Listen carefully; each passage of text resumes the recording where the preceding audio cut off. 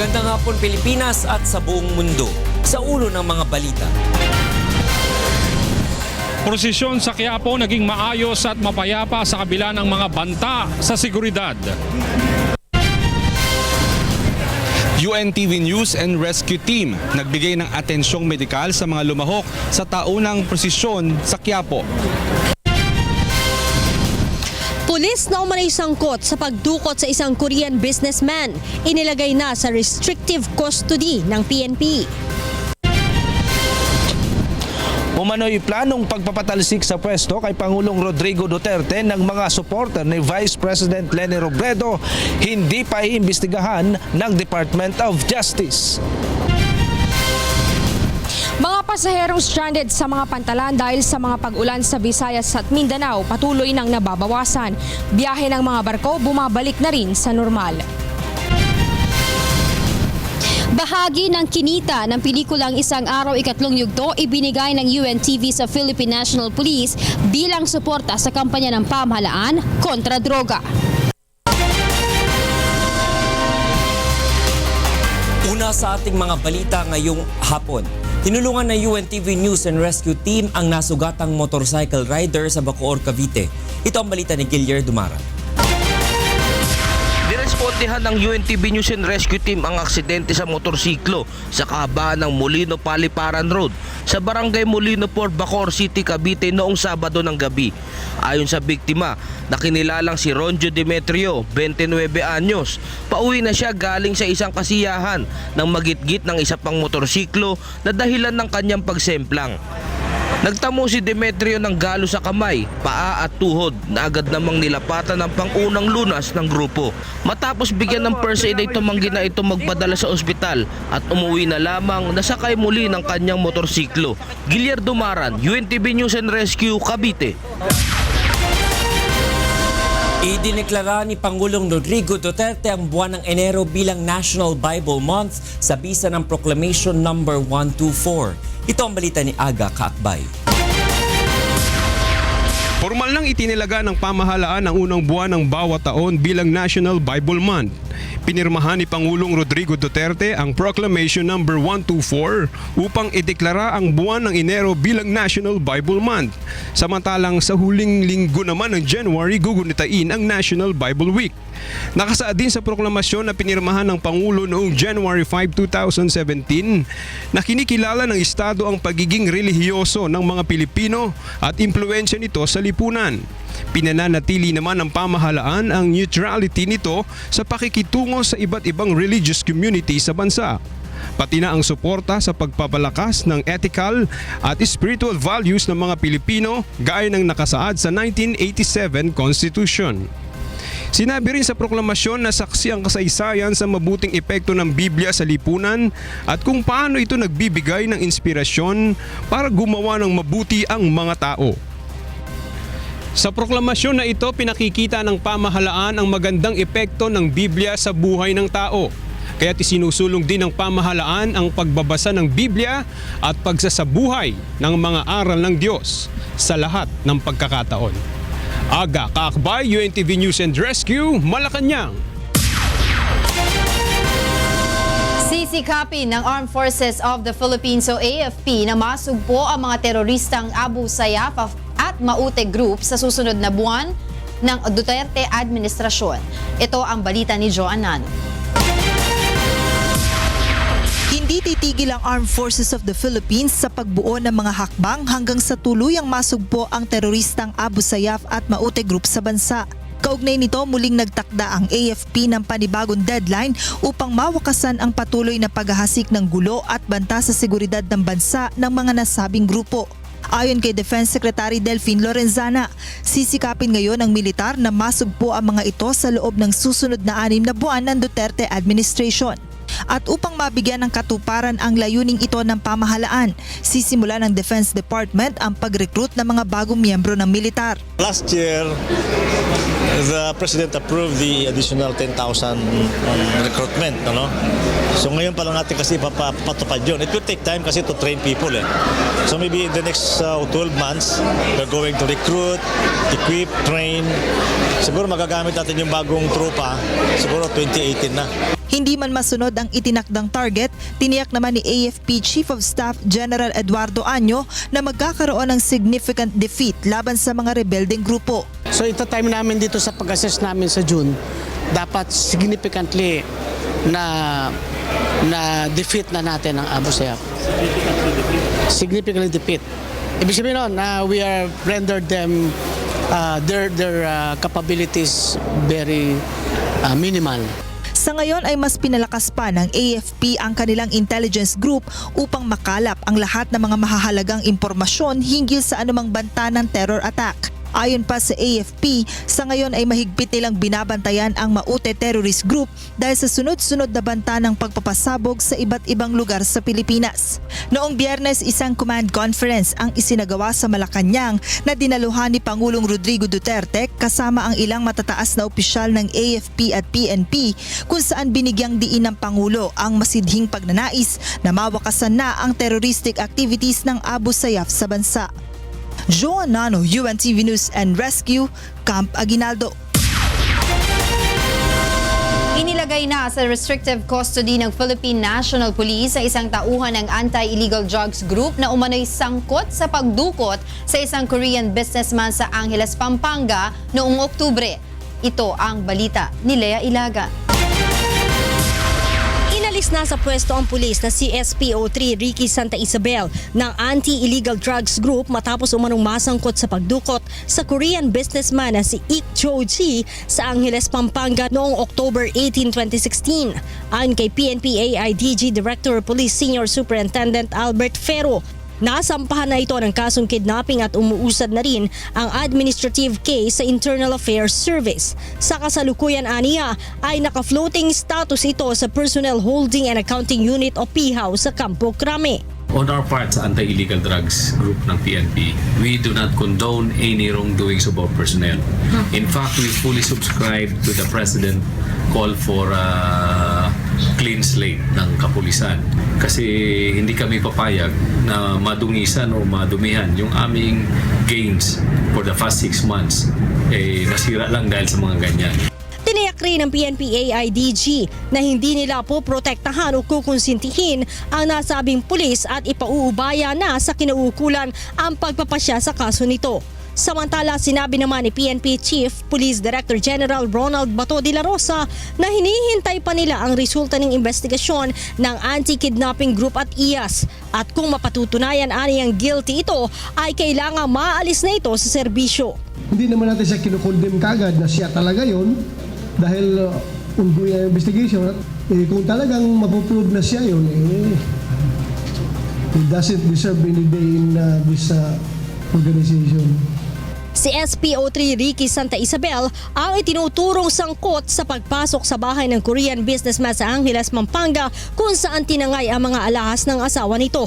Ito rin umano ang sapilitang nagsakay sa Korea National sa sasakyang nakapangalan sa asawa ni Santa Isabel at siya rin umanong kumubra sa 5 milyong pisong ransom kapalit ng kalayaan ng kidnap victim. Lea Ilagan, UNTV News and Rescue, Camp Crame. Nagsagawa ng dialogo ang Department of Environment and Natural Resources o DENR at iba pang ahensya ng pamahalaan kaugnay ng inirereklamong power plant sa Limay, Bataan na umano'y nagbubuga ng abo. Mula sa Limay, Bataan, ito ang balita ni Joshua Antonio, live. Yes, Joshua.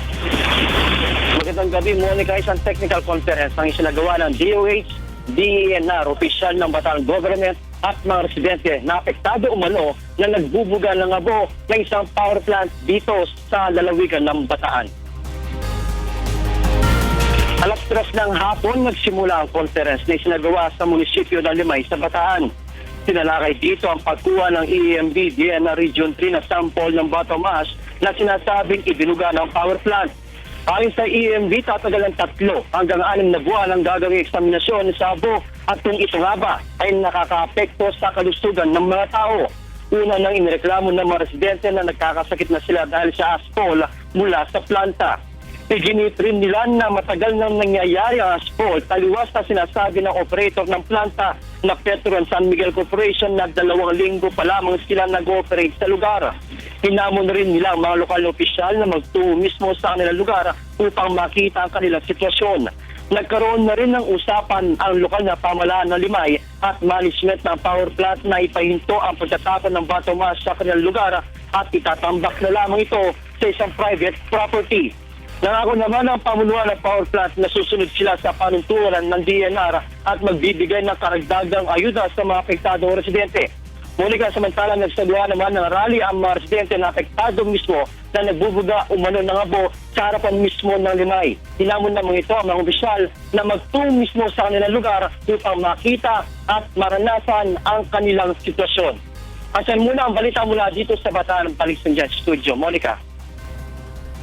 Maraming salamat Joshua Antonio, live na nag-uulat mula sa Limay, Bataan. Susunod sa ito ang balita. Umano'y planong pagpapatalsik sa pwesto kay Pangulong Rodrigo Duterte ng mga supporter ni Vice President Leni Robredo hindi pa iimbestigahan ng Department of Justice. 4 na estudyante patay sa magkakahiwalay na insidente ng pagkalunod sa Bulacan.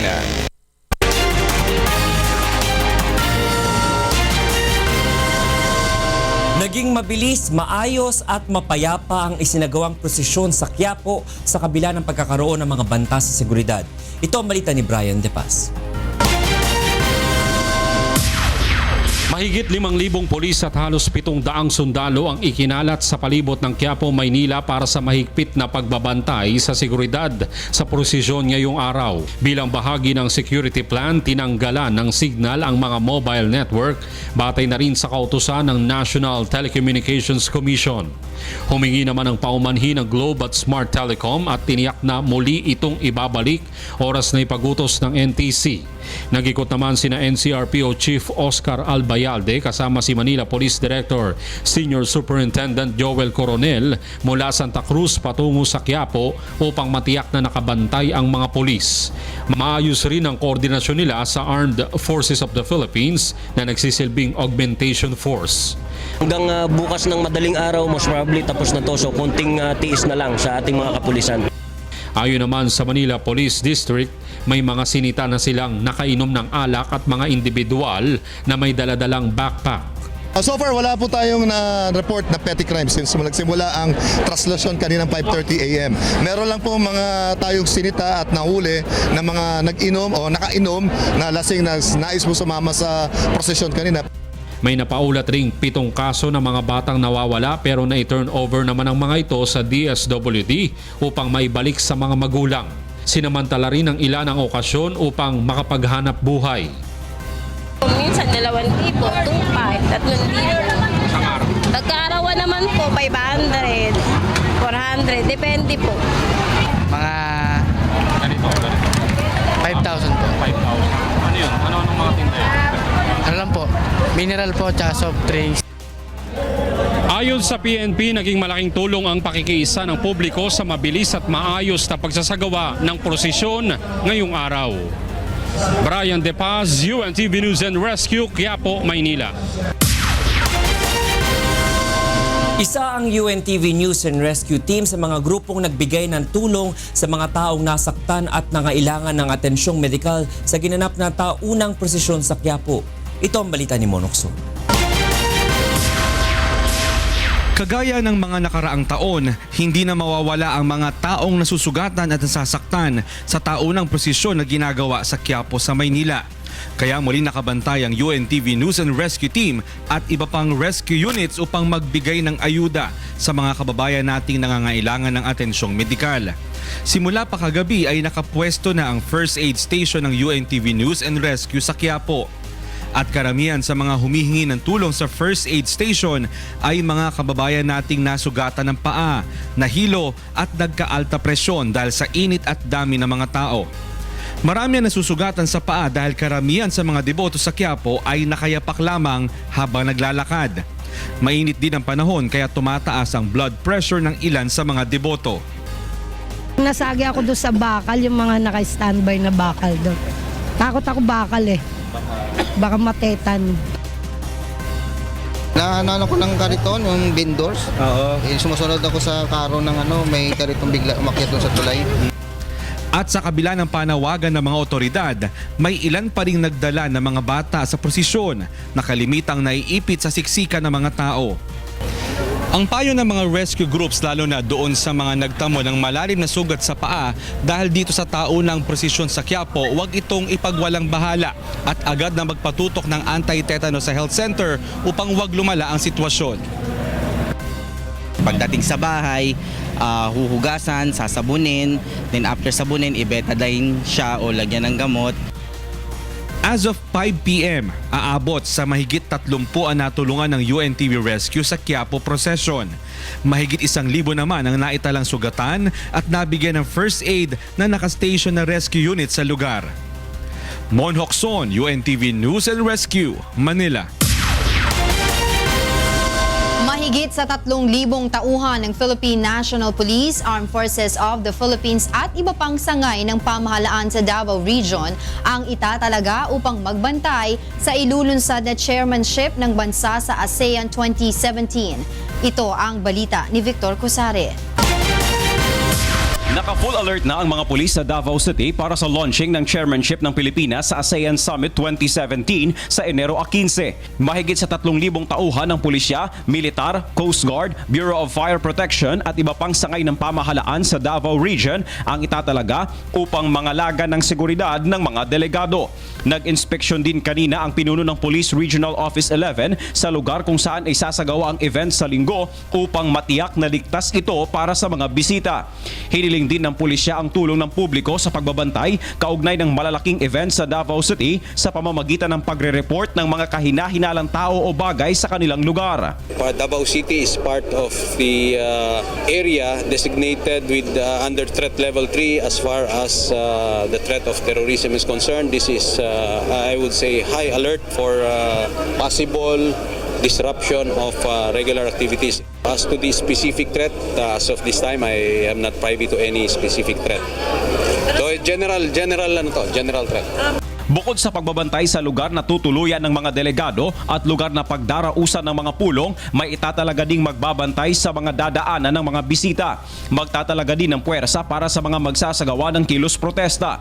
Pagkatapos ng launching, may mga pulong din na gaganapin sa Davao City kaugnay sa ASEAN Summit 2017. Still tentative, yung isang ministerial meeting, but there will be senior officials meeting. Yun ang confirm na based on the schedule. And there are different working group meetings scheduled here for the month of February. Victor Cosare, UNTV News and Rescue, Davao City. Hindi pa iimbestigahan ng Department of Justice o DOJ ang tinaguriang Lenny Leaks o ang kumalat na email messages hinggil sa umunay pag-uusap ni na Vice President Leni Robredo at ilang Filipino-American personalities para magdaos ng rally at ipanawagan ang pagbibitiw sa pwesto ni Pangulong Rodrigo Duterte. Ito ang balita ni Roderick Mendoza. Hindi magsasagawa ng investigasyon ang Department of Justice sa tinaguriang Lenny Leaks o ang kumakalat na usapan umano ng kampo ni Vice President Leni Robredo at ng grupo ng negosyanteng si Loida Nicolas Luis tungkol sa pagdaraos ng kilos protesta upang manawagan ang pagbibitiw ni Pangulong Rodrigo Duterte. Ayon kay Justice Secretary Vitaliano Aguirre, hindi naman labag sa batas na magplano ng kilos protesta. Ngunit ibang usapan na kung ito ay tungkol sa pagpapatalsik sa Pangulo. Could conspire to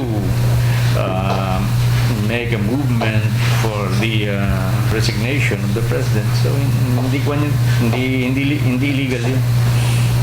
But it is one thing to conspire to overthrow the duly constituted authorities. Bahala na anyang mag-imbestiga ang National Security Advisor sa nabunyag na usapan sa email, lalo't ito naman ang may hawak ng mga sensitibong impormasyon. Ayon naman kay Esperon, kumpiyansa silang hindi magtatagumpay ang anumang hakbang upang mapatalisik sa pwesto ang Pangulo. Hindi na rin nila masyadong bibigyang pansin ang isyong ito, bagamat magsasagawa pa rin sila ng pagsisiyasat sa mga napaulat na ouster plots na lumabas sa social media sites. Dumipensa naman si Robredo sa aligasyong nakikipagsabuatan siya upang patalsikin si Pangulong Duterte.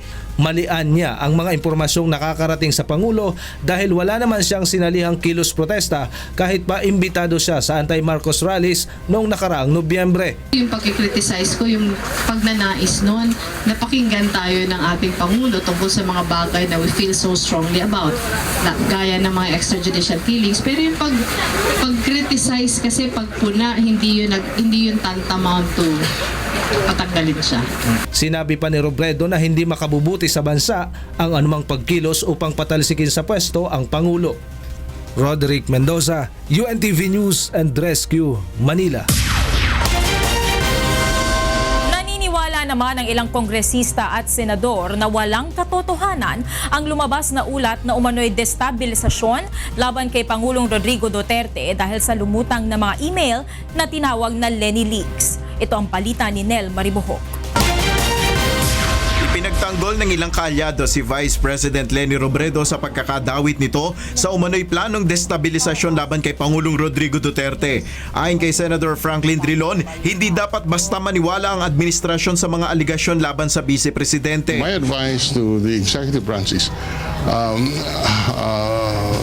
exercise extreme caution in giving credence to such reports in the social media, because today anyone can post it, and especially with the trolls operating in social media, it's quite unfortunate that such issues are given attention by the executive branch. She was not the one who made these email conversations, and in the third place, there was no direct or even indirect implication that the president should be ousted. Sinabi naman ni Magdalo Representative Gary Alejano na hindi maituturing na oust plot ang mga nag-leak na impormasyon. Hindi ko ma-consider yung plot, no? Dahil kung plot yan, nakadetalye yan, no? Gayunpaman, sinabi ni Senate President Aquilino Pimentel III na karapatan ng palasyo na magsiyasat sa anumang banta o impormasyong natatanggap nila.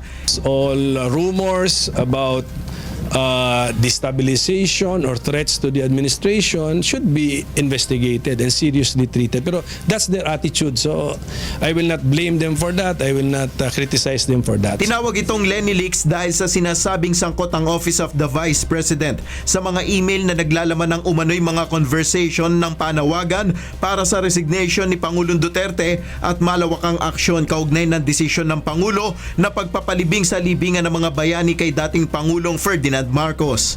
Nel Maribuhok, UNTV News and Rescue, House of Representatives.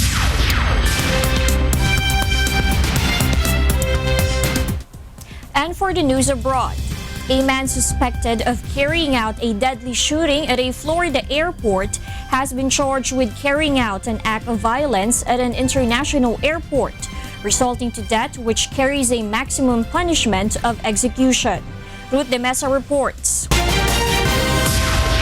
Crews went to work to clean up the site of a shooting spree that claimed the lives of 5 people at a Florida airport.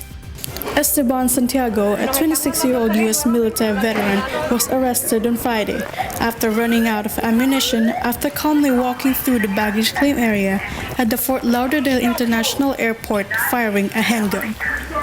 6 other people were wounded in the attack, while about 3 dozen suffered bruises or broken bones in the chaos as people scattered for cover.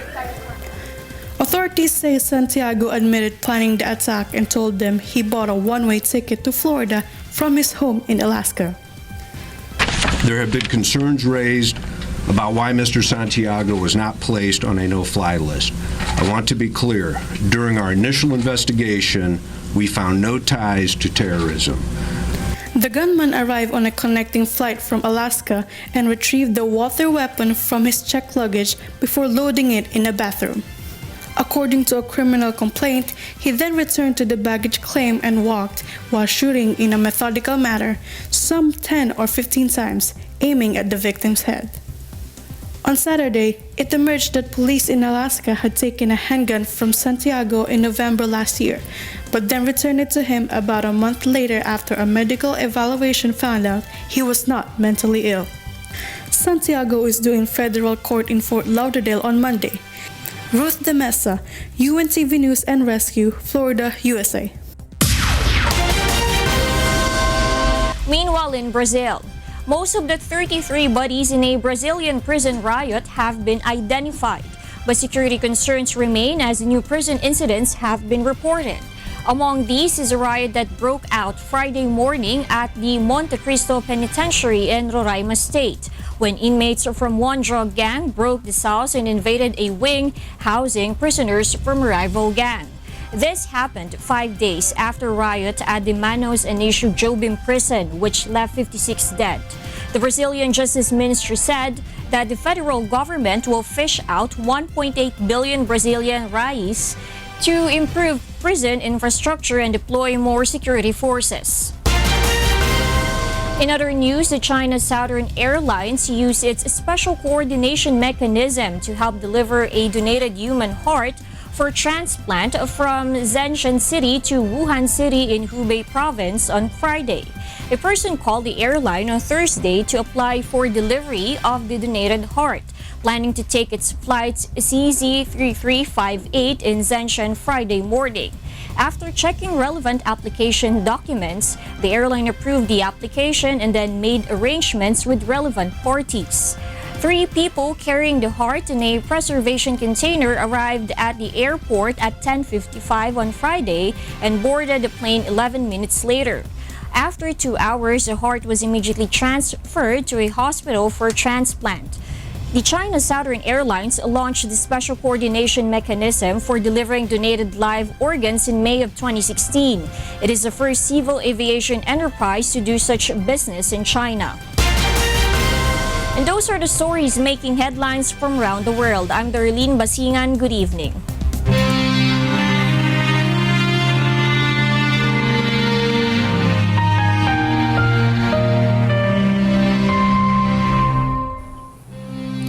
Dalawang 2,604 na araw na po ang nakalipas mula na maganap ang malagim na Maguindanao Massacre. Ngunit hanggang ngayon ay naghahanap pa rin tayo ng katarungan sa mga biktima ng malagim na krimen. At sa tila madilim na hinaharap ng kaso, hindi po bibitiw ang UNTV sa labang ito hanggang makamit ang katarungan hindi lamang para sa aming 4 na kasamahan, kundi sa lahat ng mga biktima ng karumal-dumal na pamamaslang. Susunod sa ito ang balita. Mga pasaherong stranded sa mga pantalan dahil sa mga pag-ulan sa Visayas at Mindanao patuloy nang nababawasan. Biyahe ng mga barko bumabalik na rin sa normal.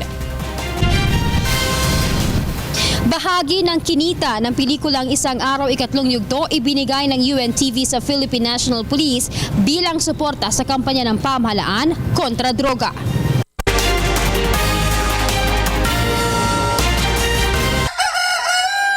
Good morning, Kuya! Morning, Kuya! Good morning, Kuya! Buongiorno, fratelli!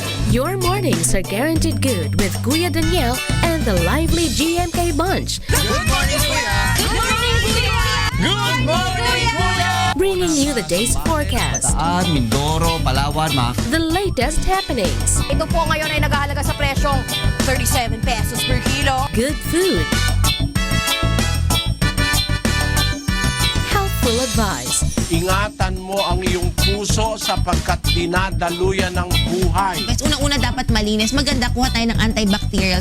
And everything you need to know to perk up everyday living. Good Morning Kuya. Weekdays at 4:45 a.m.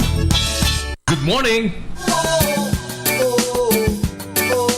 La la la la!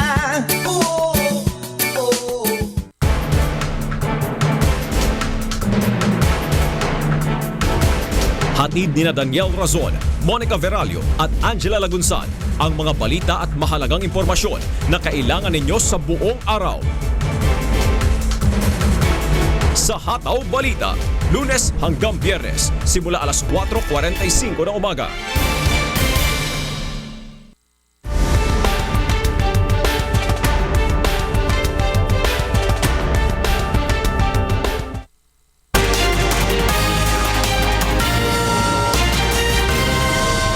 Nanghihinayang si Pangulong Rodrigo Duterte sa 1 bilyong pisong pondong inilaan ng pamahalaan para sa rehabilitasyon ng mga drug addicts. Ito ang balita ni Rosalie Cos.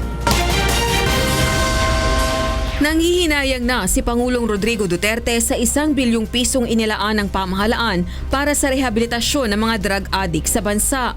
Anya, mas maigi sanang ilaan na lang ito sa pambili ng pagkain sa mga mahihirap kaysa sa pagpapagamot sa mga drug addict. So just imagine, 1 billion which could have been used for something like feeding the hungry na napunta sa mga ulol. Hindi ko naman gusto kong patayin lahat, magkakaroon tayo ng iskandalo. So I had to subsidize also the Pilipino.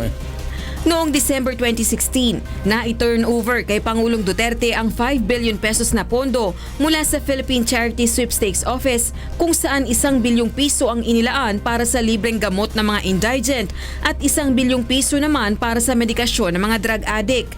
Samantala, sinabi naman ni Pangulong Duterte na mas magiging mahigpit ngayon ang pamahalaan sa pagsugpo sa iligal na droga at korupsyon sa pamahalaan. At kung nais umanong mahinto ang drug-related killings sa bansa, ito ang mensahe ng Pangulo para sa mga tumutuligsa sa kanyang anti-drug war. Tapos itong mga human rights. Do you want the killing stop immediately tomorrow? Puntahan mo yan sila. Just drop the shabu. Turn your back and walk away from the shabu industry. And tomorrow, it will be heavenly peace. Rosa Licoz, UNTV News and Rescue, Malacanang.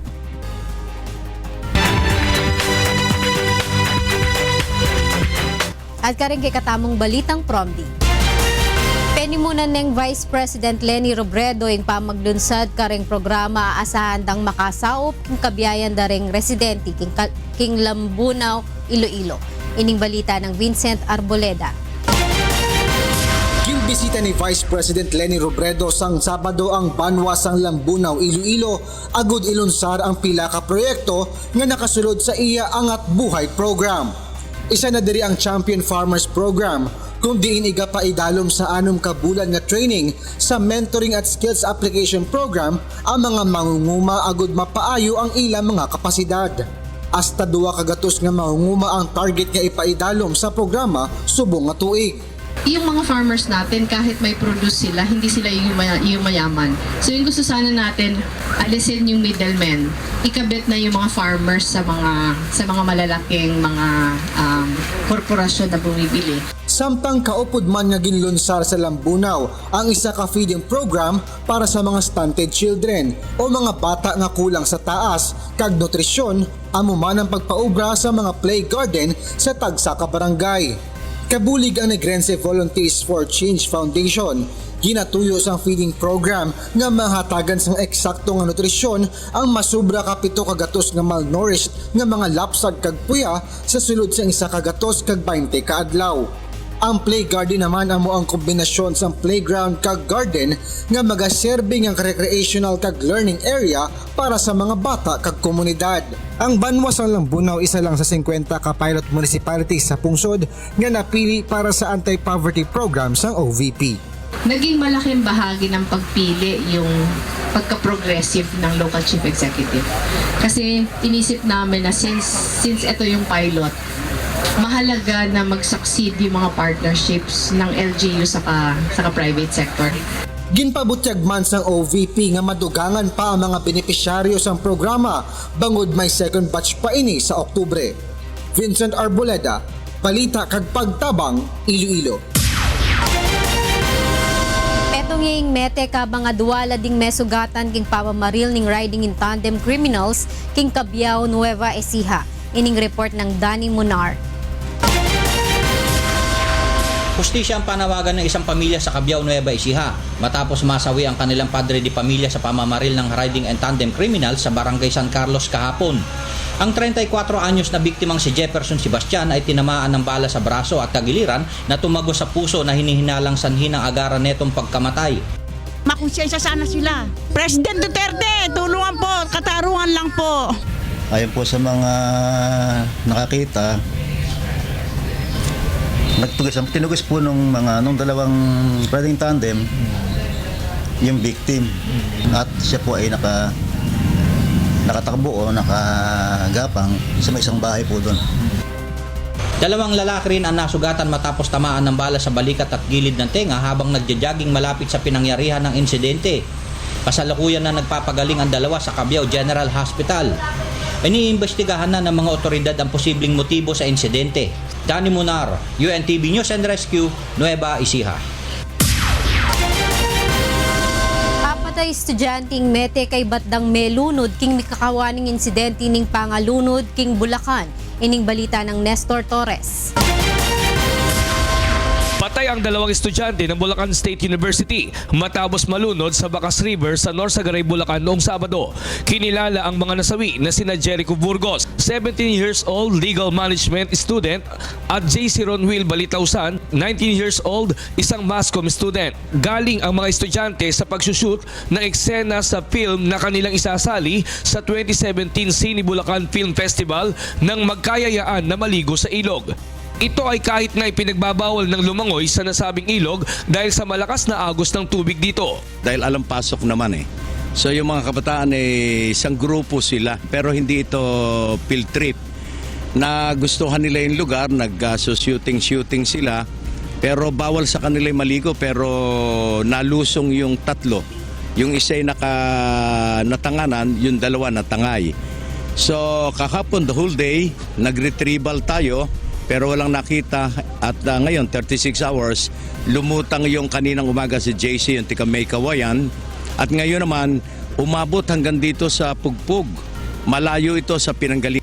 Samantala, dalawang babae naman sa San Rafael, Bulacan ang nasawi matapos ring malunod habang lumalongoy sa Angat River. Ang mga biktima ay kinilalang sina Micah Nicolas, 16 years old at Nikki Cruz, 8 years old. Ayon sa PDRMC, nagpunta sa Angat ang pamilya ng dalawang biktima upang linisin ang garbage truck ng kanilang barangay.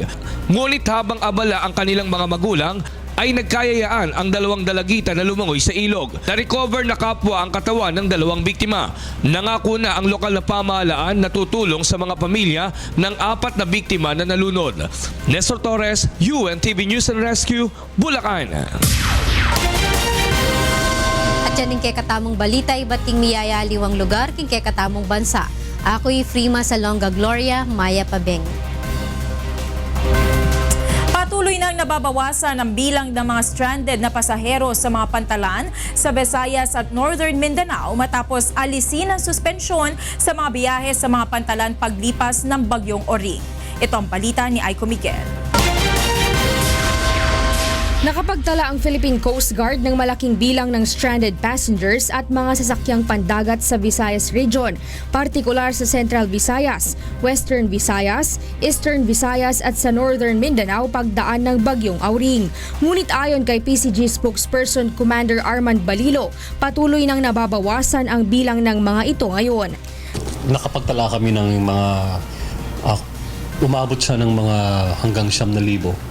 Pero kaninang alas 8, 8,767 na lang passengers, tapos 463 rolling cargos. And ang alam ko, sa mga sandaling ito, baka nababawasan na siya sapagkat meron ng mga areas na tinanggal na yung public storm signal, no? Nagsisimula na ring maging normal ang panahon kaya naman may mga mangilan-ngilan ng pinapayagang muling pumalaot. Nilinaw din naman ng PCG na mandato pa rin ng officer in charge ng Coast Guard na i-monitor ang panahon at ang lakas ng alon bago bigyan ng go signal upang tuluyang maglayag. Ng instruction do sa aming mga station commanders, pagka medyo malakas pa yung alon, i-delay lang. And then sabihan lang yung mga pasahero ng cause ng delay at later on kung wala na talagang panganib, payagan na maglayag yung mga barko. Sa ngayon ay naka-alerto pa rin ang PCG dahil may gale warnings pa rin na pinaiiral sa mga lugar na naapektuhan ng Bagyong Auring. May mga na-delay din na mga biyahe sa Manila North Port lalo na ang galing sa Batangas na tatawid ng Mindoro, maging ng mga lilipat ng Katiklan patungong Iloilo dahil maalon pa rin sa naturang coastal areas. Isang magandang ulat naman na walang naitalang untoward incidents at casualties sa pagdaan ng Bagyong Auring. Aiko Miguel, UNTV News and Rescue, Philippine Coast Guard.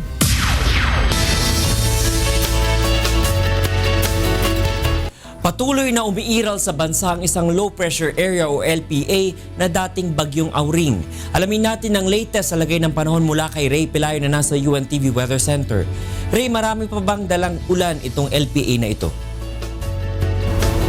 Magandang gabi, ito ni Reggie, ating mga kasambahay. Patuloy nga na nagpapaulan itong low pressure area kahit hindi na siya isang bagyo. At ayon sa pag-asa, patuloy itong iiral habang posible na ito'y mag-cross din sa may area ng Negros bago pumunta sa may Sulusi at maaaring ito ay mag-cross din sa may area ng Palawan sa mga susunod na araw. By Wednesday, posible na itong lumabas ng Philippine Area of Responsibility, ito ni Reggie. Sige Ray, ibigay mo ng kabuuan lagay ng panahon sa magdamag. Narito po ang mailagay ng panahon sa mga susunod na oras. Yung pong pinakadistansya ngayon, itong low pressure area, nasa vicinity na po ito ng Bogos, Cebu.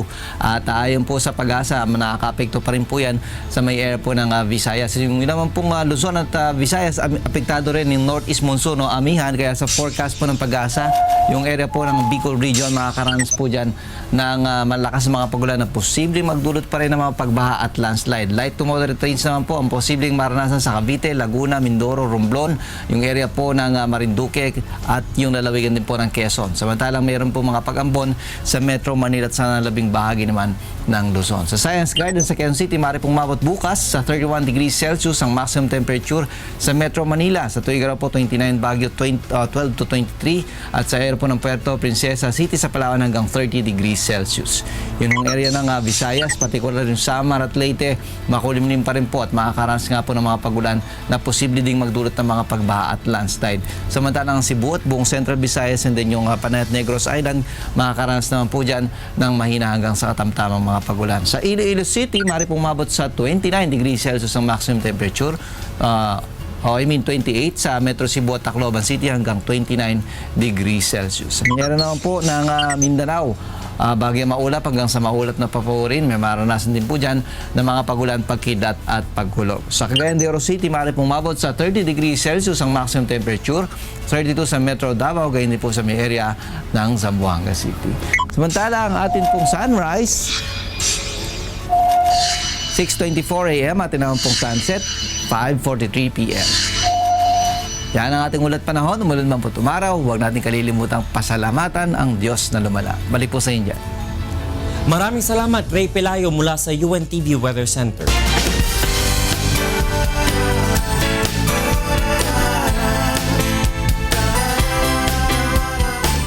Ikinatuwa ng Philippine National Police ang ipinagkaloob ng UNTV na malaking halaga ng pera na maaari nilang magamit sa mas maigting na kampanya kontra iligal na droga.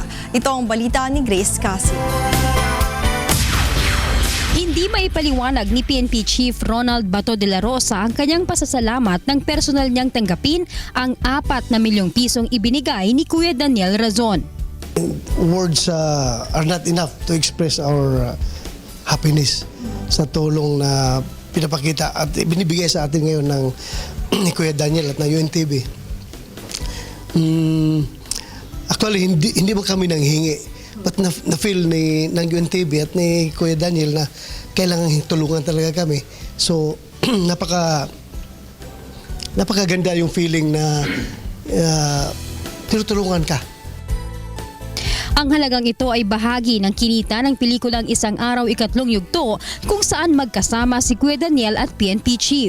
Ayon sa hepe ng pambansang pulisya, gagamitin nila ang nasabing halaga para sa kanilang kasalukuyang kampanya laban sa iligal na droga, gaya ng pagtulong at pagpapagamot sa mga pulis na nasugatan habang gumaganap ng tungkulin at rehabilitasyon ng mga ito.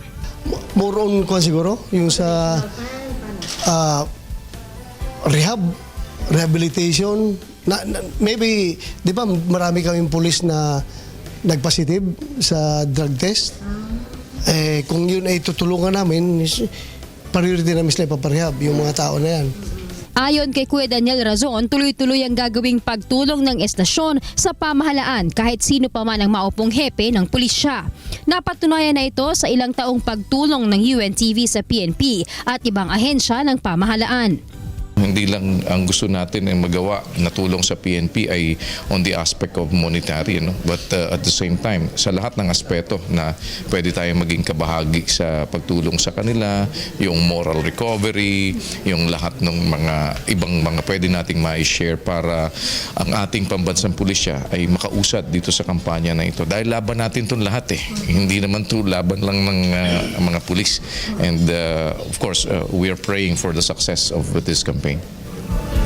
Ang pelikulang Isang Araw Ikatlong Yugto ay mula sa panulat at direksyon ni Kuya Daniel Razon na nagpapakita ng kasalukuyang pakikipaglaban ng pulisya sa iligal na droga. Ang pelikula ay una nang ipinalabas at pinilahan noong December 13 sa Pilipinas at ipinalabas na rin sa iba't ibang panig ng bansa. Grace Casin, UNTV News and Rescue, Camp Crame. At yan ang ating balita sa public service ngayong gabi. Ako po si Talia Javier. Balik sa inyo, Atty. Reg, Angela, and Monica. Maraming salamat, Talia. At yan ang naging kabuuan ng ating balitaan ngayong gabi. Aming inilahad ng buong katapatan kung paano namin nasaksihan. Kayo'y makapagtitiwala ng aming nakita at narinig ang aming ibinabalita. Magandang gabi.